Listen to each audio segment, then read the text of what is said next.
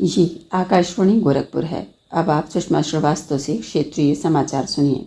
केंद्रीय स्वास्थ्य मंत्री मनसुख मांडविया ने कहा है कि सरकार देश भर के सरकारी अस्पतालों में एकीकृत औषधि केंद्र खोलेगी। इन केंद्रों में आयुर्वेद और आधुनिक चिकित्सा दोनों के जरिए मरीजों का इलाज किया जाएगा। श्री मांडविया दिल्ली के सफदरजंग अस्पताल में एकीकृत औषधि केंद्र के उद्घाटन कार्यक्रम को संबोधित करते हुए ये जानकारी दे रहे थे। उन्होंने कहा कि कोई भी देश तब समृद्ध होगा जब उसके लोग स्वस्थ होंगे। इस अवसर पर आयुष मंत्री सर्बानंद सोनोवाल ने कहा कि मरीजों को इन केंद्रों में बेहतर स्वास्थ्य सेवाएं उपलब्ध कराने के लिए स्वास्थ्य और आयुष मंत्रालय ने मिलकर काम करने का फैसला किया है। प्रदेश के कृषि मंत्री सूर्य प्रताप शाही ने आज प्रयागराज के आलोपी बाग स्थित अखिल भारतीय सरदार पटेल सेवा संस्थान में 9 दिवसीय किसान मेले का शुभारंभ किया। इस दौरान उन्होंने प्रदेश सरकार द्वारा किसानों के लिए चलाई जा रही योजनाओं के बारे में बताया और कृषि उत्पादकता बढ़ाने पर जोर दिया। कृषि मंत्री ने कहा कि हर साल माघ मेले और कुंभ में कृषि मेले का आयोजन किया जाता है, जिससे सरकार की ओर से किसानों के लिए बनाई गई नीतियों की जानकारी उन्हें दी जा सके। उन्होंने कहा कि कृषि मेले के माध्यम से किसानों को आधुनिक तकनीक, उन्नत बीज और सरकार की विभिन्न योजनाओं की जानकारी दी जा रही है, जिससे वे सीधे तौर पर इन योजनाओं से जुड़कर लाभ उठा सकें और कृषि उत्पादन बढ़ा सकें। श्री शाही ने कहा कि प्रदेश की योगी सरकार किसानों के लिए लगातार काम कर रही है। आने वाले बजट में भी किसानों के लिए ज़रूरी प्रावधान किए जाएंगे। उन्होंने बताया कि बुंदेलखंड में प्राकृतिक खेती, मोटे अनाज के उत्पादन को बढ़ावा देने और दलहन व तिलहन के उत्पादन को बढ़ाने की दिशा में भी सरकार काम कर रही है। प्रदेश के वित्त एवं संसदीय कार्य मंत्री सुरेश खन्ना ने कहा है कि इस बार केंद्र सरकार के बजट में उत्तर प्रदेश का विशेष ध्यान रखा गया है। प्रदेश के लिए विभिन्न मदों में बजट को बढ़ाया गया है। श्री खन्ना आज गोरखपुर में विकास कार्यों की समीक्षा के बाद संवाददाताओं से बातचीत कर रहे थे।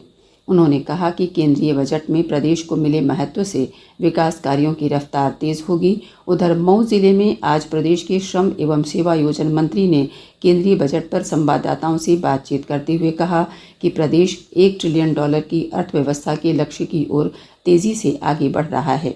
उन्होंने कहा कि केंद्र सरकार ने बजट के माध्यम से समाज के अंतिम व्यक्ति तक पहुंचने का प्रयास किया है। केंद्र सरकार ने कहा है कि पत्र सूचना कार्यालय की फैक्ट चेक इकाई ने अभी तक 1100 से अधिक फर्जी समाचारों के मामलों का पर्दाफाश किया है। सूचना और प्रसारण मंत्री अनुराग सिंह ठाकुर ने लोकसभा में एक लिखित उत्तर में ये जानकारी दी। उन्होंने कहा कि पत्र सूचना कार्यालय को अभी तक 37,000 से अधिक शिकायतें मिली हैं।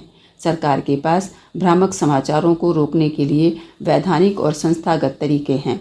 उन्होंने कहा कि सरकार और प्रेस परिषद की ओर से नियमों का उल्लंघन करने पर समुचित कार्रवाई की गई है।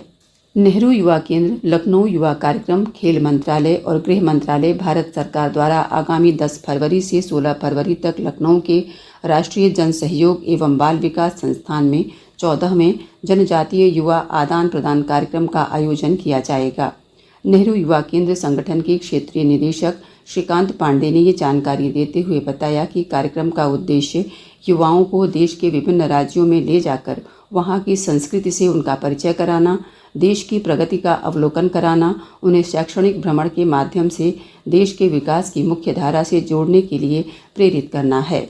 मुकदमों के सुलह समझौते के आधार पर सुलभ, सफल और समय से निस्तारण के लिए प्रदेश भर में आगामी 11 फरवरी को राष्ट्रीय लोक अदालत का आयोजन किया जा रहा है।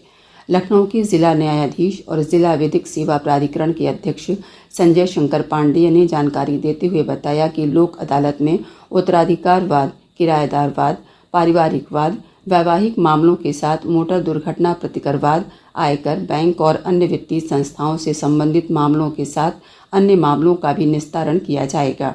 उन्होंने कहा कि राष्ट्रीय लोक अदालत में पिछली बार मामलों के निस्तारण में उत्तर प्रदेश ने अच्छा कार्य किया था। इस बार भी प्रयास होगा कि प्रदेश मुकदमों के निस्तारण में अव्वल आए।